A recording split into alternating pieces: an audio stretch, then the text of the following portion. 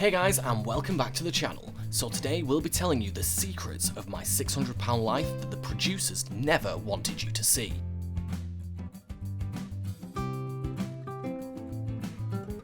Firstly, some of the participants really don't live in clean apartments. According to a cameraman who worked on the show, some of the apartments and houses where they film aren't in the best conditions. Probably the worst was on my £600 life, they said. One family was moving out of their apartment and we were shooting the move.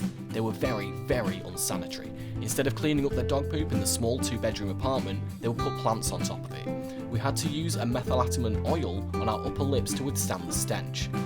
The grandma was sleeping on a bed in one of the bedrooms, where they went to remove the bed, flipped it over, and thousands of bugs scattered out of the bed all over the room. The 80-something-year-old woman was sleeping on a bed that was infested with roaches and God knows what other bugs. It was the most disgusting thing I've ever seen.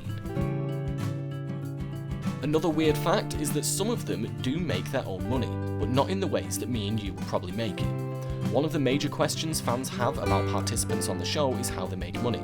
Some fans speculate that most people featured on the show are on disability or are being supported by family, but surprisingly, many of them actually make money via side jobs. According to her niece, Penny Sager makes jewellery on the side and helps a family friend run a business. Other past participants like Mrs. Whitworth and Pauline Potter have made cash by modelling for fat fetish sites, which is where Mrs. Whitworth met her ex-husband.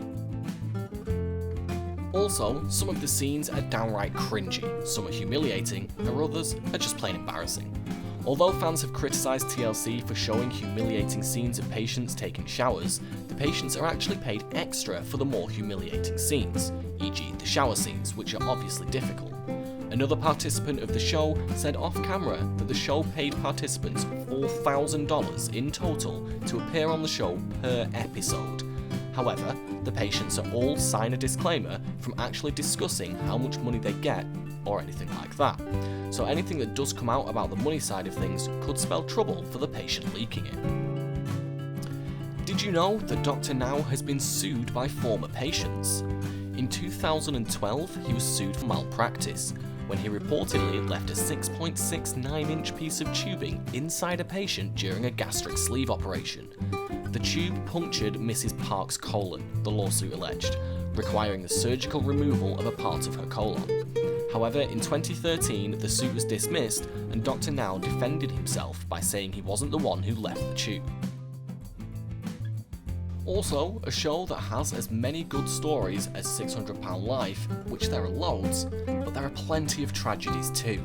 A few past participants have died since the show. Although all surgery the patients on the show undergo is considered risky, many of them come out of it just fine in the end. However, there have been a few unfortunate cases where people have died after having the surgery. One of them was Season 1's Henry Foots, who died a year after his episode from a medical complication not related to his weight loss.